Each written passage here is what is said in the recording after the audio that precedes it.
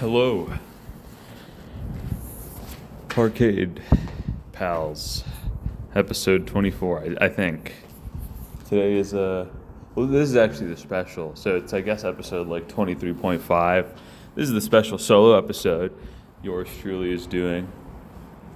If you'll notice, the camera angle is a little weird. That's because I do not have the tripod of Parkade Pal 1. So the camera is currently resting on my bag, which is why everything's a little tilted and skewed different. And also why the camera is currently at my feet and not at head height. But it works, so that's what we're going to be doing for today. Today is going to be a bit more, probably depressing is the word. I know usually our episodes are not super happy, but this one's going to be more so depressing because I'm going to recount events of my life that have recently transpired that Parkade Pal 1 doesn't actually know about until editing this video, because they'll be editing this video. But as I'm filming, Parkade Pal 1 doesn't actually know what I'm going to talk about. The topic for today is going to be success and the sort of hollow nature that I have personally felt after achieving success. As a bit of an epilogue to this, I will explain why I decided to talk about this topic. And the main reason is around a year ago, around this time, 2024, me and Parkade Pal 1 made a list of goals, or more so predictions that we thought were going to happen in the year 2025. I predicted Trump was going to die either by some natural causes or someone was going to kill him. And man, I was almost right so many times. But from what it looks like, he's only got a few months left anyway, so I wasn't that wrong. But besides that, the more important goal that I put aside was that this year would be the year that I get into comp sci. As of, I believe, maybe 3 or 4 days ago at this point, I have been granted acceptance into my faculty. So I am now in comp sci, and I thought I'd be really happy and I'd want to tell everybody about it, but I've told one person, or maybe I've told 2 people, and neither of them were Parkade Pal 1 or even other of my closer friends, because I don't know, it just feels like nothing has happened. I don't know if that's just because I was always convinced that I was going to get in anyway and that me getting in isn't a surprise, but there were definitely times where I was worried about not getting in. I was looking at other unis and stuff. I was looking at lower acceptance average unis, even though my GPA was well above what they wanted. I don't know, I feel like a shell. I don't know. It feels like there should be something more. It feels like there was the chase was so much more perfect. It's the chase was wanted so much more than the actual result. And that's sort of what I've been struggling with. And I've just I kind of want to talk about I think why that is, why the journey matters, because you think about it, and everyone's heard this thing, it's not about where you're going, it's about how you get there, it's not about the end goal, it's about the journey, right? And it's yeah, I get it, but the journey exists because of the end goal, so surely the end goal provides you with something, but I feel provided with nothing. So even after achieving success, it feels like failure almost. It's not failure because obviously I did what I wanted to do, but it doesn't feel like success in the same way other things do. And I think now it's because I'm confronted with the reality that I have to do comp sci, which is not something I'm super against. I picked the discipline because I like it, but I still have to do comp sci now, and I think that makes me nervous because I'm not entirely sure if I can do 4 to 6 years and like it, or decide whether or not I'm gonna keep going and like maybe pursue like a PhD. I don't know. I'm pacing back and forth a lot. I would normally do this in every episode, but Parkade Pal 1's usually there to like anchor me so I can like orbit around them instead of just pace back and forth across frame. But that's just what I do, so that's what you guys are getting for this solo episode. I've never actually had a true to form solo episode. The only solo episode that I've had obviously you guys got the bit in the last solo episode that I did was Parkade Pal 1 was behind the camera the whole time and they were like fucking with the frame and shit. But they're actually just not here today. This one is just me. So it's a bit of a more rambly kind of episode because I don't have ideas to bounce off of somebody else besides just like spit them at a camera. I almost dropped my phone. Oh, I got a new ring, by the way. It's pretty nice. I like it. That's just a little side note. But yeah, I don't know. That's one of the big things I've been struggling with is like success right now, and like how success doesn't feel successful. Like success doesn't feel rewarding. It just feels like something that I have to do. Maybe it comes from the fact that I thought that there was no option. Like it's either, like I had no other recourse, right? Like there was no other choice. It was pass or nothing, right? Like it was like get into comp sci or like do so many things that I didn't want to do. Like I'd have to probably go to another university because like none of the degree, like a few of the degrees here I like, but I'd probably still be trying for comp sci.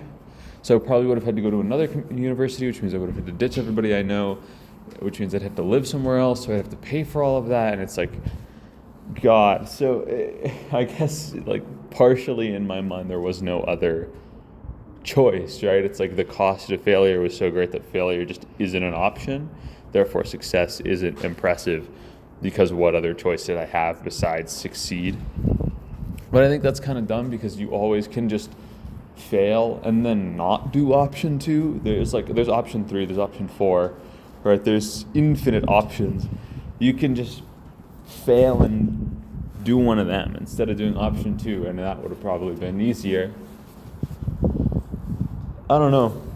I'm just really nervous about doing comp sci and stuff. I'm about to have such a stressful workload in the coming, not next semester. Next semester will be chill for me, but in the coming year, I will be suffering. The workload will be very, very hard. But I don't mind. I think I can do it. And I honestly don't think it'll be that bad. People say it's going to be hard, but I don't believe them because whenever anybody's ever told me like something's going to cause me suffering, like most of the time they're wrong. But sometimes they've been right. So I don't know. I'll hedge my bets that this is one of the times that they're wrong. Another thing I would like to talk about is New Year's.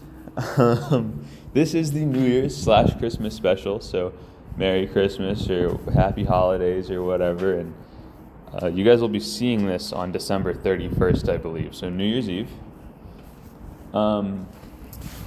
I just kind of want to talk about how New Year's is a weird holiday for me. It doesn't feel like a holiday for some reason. I know holidays are entirely arbitrary and they are entirely like irrelevant. Like the only reason some holidays exist is because they're like religious dates or they're like dates where things happened, like workers' rights, you know, like shit like that. Like holidays only exist because they're days that historical events have happened, so they're entirely arbitrary. Like there would be no holidays if none of those things happened.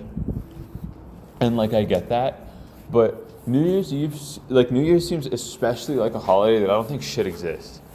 I don't know, it just feels like a weird holiday to me. It also instills me with like a lot of fear, like a lot of anxiety. I get really nervous around New Year's. I don't know why. I'm not usually like a really anxious person. Like talking in front of like big groups of people gets me nervous, and like heights get me nervous, and that's about it. I don't really get nervous about much else. But yeah, I don't know. New Year's makes me nervous. I don't know why. I think it's just seeing the clock turn from 2025 to 2026 that bothers me. Because although this year has been productive and I just achieved my goal for the year, it still feels like it's not enough to let the year just turn over now. It feels like I haven't done enough to justify the new year, right? Like this year hasn't been filled with enough success or enough progress to justify the turning over of like the calendar. I don't know, maybe that'll get better with like busyness. Like maybe if you work like 2 jobs and like also do uni or some shit, like you have an insane workload, then maybe the coming of the year will feel better. But even then, like you're still like stuck working 2 jobs and doing uni, and it's 2026 now. So I kind of wonder what the new year is good for. Like who's the new year good for? Like I feel like the new year is solely bad for like 90% of the populace, because I don't think it'll ever feel good enough. I think that's just like the sin of being human, like the curse of humanity, is that it's always just like more. Inherently, we're such greedy creatures that we go more all the time, right? And I'd venture to say we might be the least greedy creature. That's like the Hank Green argument of like human beings are probably the least cancerous species, like by like standards of like destroying ecosystems and stuff. Other animals don't keep themselves in check, but we humans have to, except we humans mess up over and over again. And the moral weight of those mess ups is so much worse because we know what we're doing. But as far as like humans go, I feel like we'd never be satisfied in like a very short time span. I mean, you have 80 of these things before you die, right? Like give or take. Like on average, you hit 80 of these before you die. And like for the first honestly, for the first 30, what the fuck are you doing? Like for the first 20 at least, like basically nothing happens in your life, right? Things only really start happening around the 17 to 20 mark.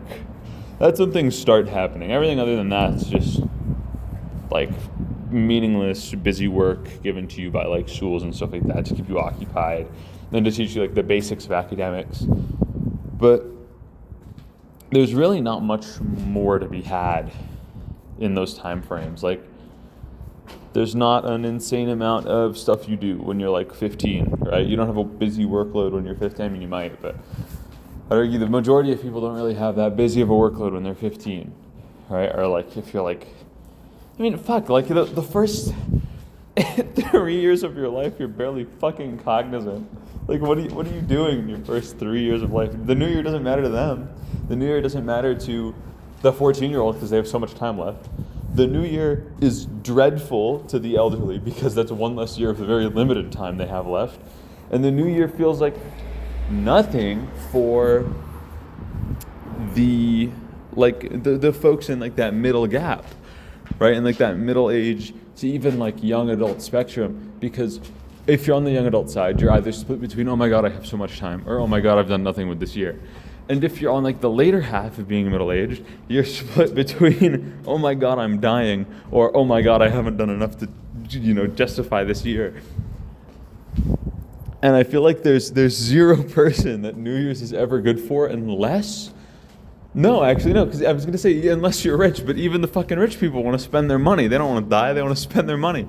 So, mindlessly spend. And they can't do that when they're dead, so they're worried about the year ticking closer to their death. And it's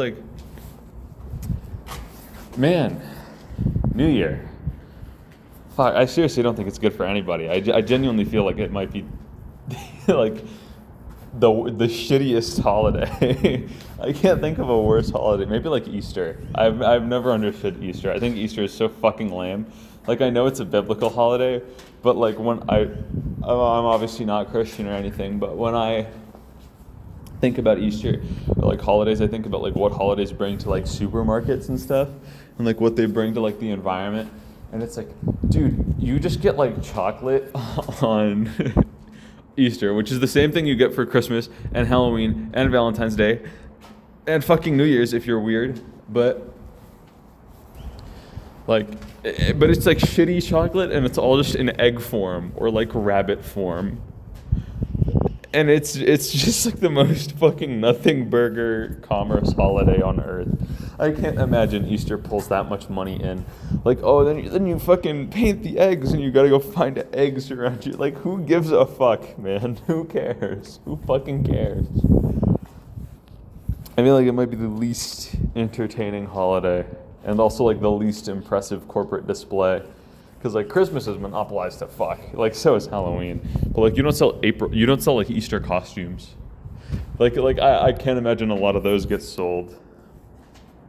I also can't imagine a lot of fucking like like fucking there's not a lot of Easter like decorations that go around. I know there's some, but there's not nearly as much as Halloween or Christmas. I don't know. And there's not enough there's not even as much candy as like Valentine's Day. So I genuinely feel like New Year's and Easter are probably up there. It's like the most nothing burger holidays on earth. The only reason New Year's is good for a university student like myself is so I can go get fucked with like all of my friends and like celebrate the fact that we've survived like a year in STEM, but I'm not even in STEM yet. I'm in STEM next year, so that's different to me too. I just kind of go there to go there. I just go there to see people. I've been struggling with all of these things, and I haven't told anybody. Parkade Pal 1 does not know the topic for this episode, because I wanted it to be my little solo ramble thing. It is nervous. It is like, I'm a little nervous. I don't know. It feels weirder talking when there is not Parkade Pal 1 around. I miss Parkade Pal 1. It feels weird talking when they're not around. But, you know, has to be done. I had to do a special. I was originally going to do a special on Christmas, but the university was closed and it was abhorrently cold.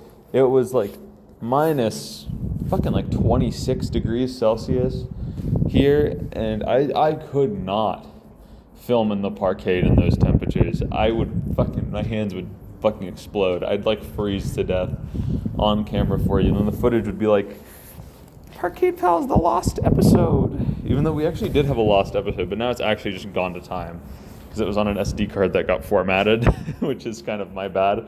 And then we lost the very original first ever recording of Parkade Pals, because the first episode wasn't actually the first episode.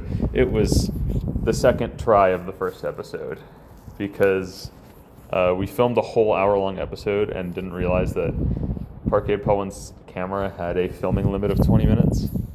So it stopped after the first 20 minutes. It was a really good episode too. As far as our episodes go, it was good. It was like maybe top 5. It was a really good episode.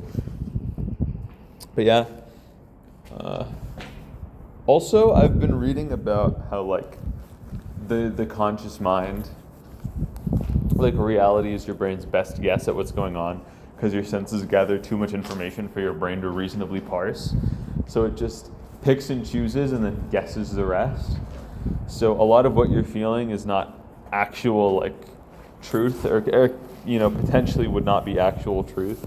It is simply your brain guessing what should be happening to save resources. So your brain runs on AI, which I thought was cool, because that's exactly what AI does. Is it just guesses what's coming next, and so does your brain.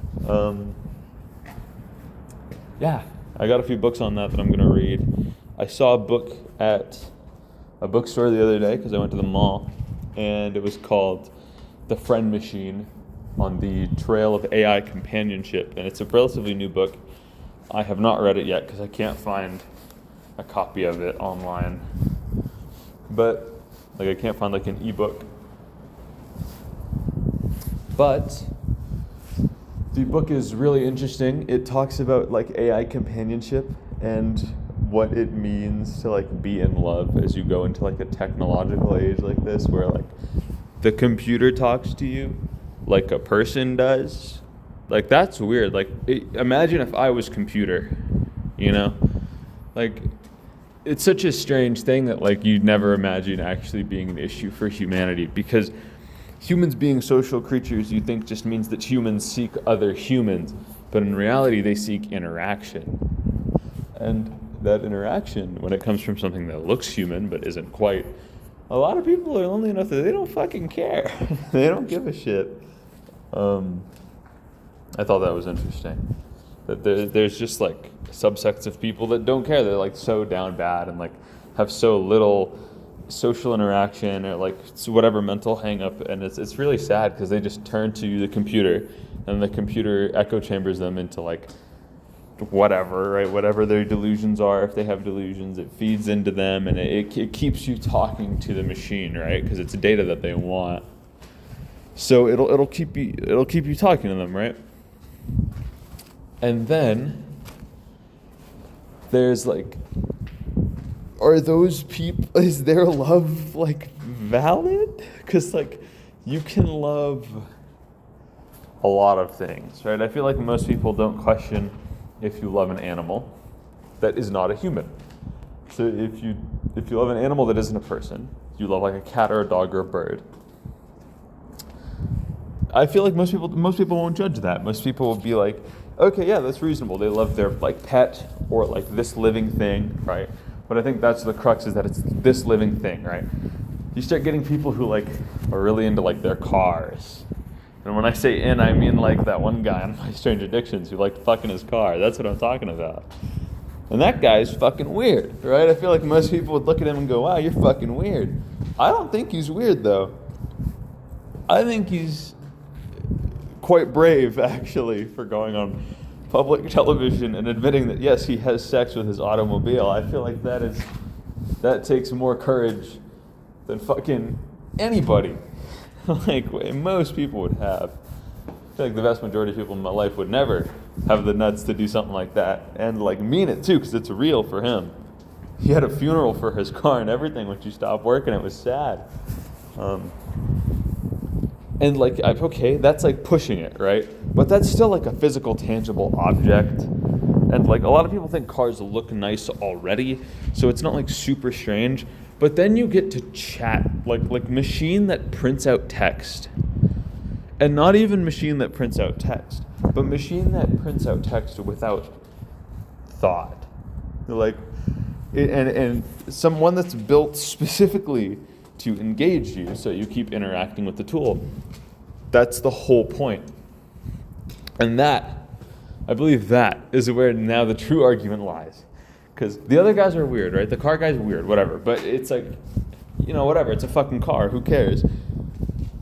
But the AI isn't real. It's fucking computer, right? And I feel like that's what the new argument is. And it's like, is that strange now?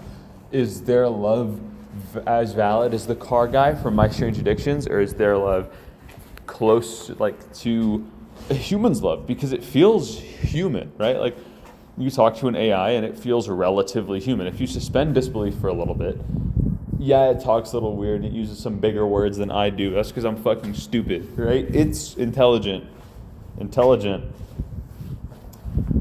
So it talks in a way that seems human, right? That is meant to mimic a person. So is it really that, like, is that reprimandable to, like, have somebody fall in love with an AI and then, like, marry that AI? Because that's happened. People have gotten divorced from their wives. They're divorced from their husbands for, like, AI, like, apps. Like, they leave happy relationships, happy human relationships, right? Or maybe not even happy human relationships, but still human relationships in favor of not human relationships, right? But, like, is that okay? Like, are they valid in that? Is their love valid for that? I don't know. That was such an interesting read. I only read like a chapter before I had to leave them all, but it's such an interesting book. And I think if you're interested in it, it seems very well researched. The lady behind it spent 16 months researching it, so it seems very well made. And the sources seem pretty solid. She talked to a lot of industry experts. So I think if you want to read any book on AI companionship and sort of the cultural impact that it would have on humans, I think that's a good book. I've picked up some books on like the perception of like the world around you, because I thought that was interesting to read as well. yeah, don't really have much more to ramble about today, but to summarize, yeah, man, New Year's. Who's it good for? I think, what is it good for? I think absolutely nothing. Like, I think New Year's is good for nothing, honestly. I appreciate that it's a day that I can convince my friends to hang out with me on because they think it's a holiday and they're like, ooh, it's New Year's, we gotta do something. And I'm like, sick, I get to do something with my friends. But I couldn't give less of a fuck if it was New Year's or not. In fact, I'd prefer if it wasn't, probably. Yeah. And then Success has left me feeling less than a man and more of a husk, a hollow, like empty wick with like no flame. I don't know.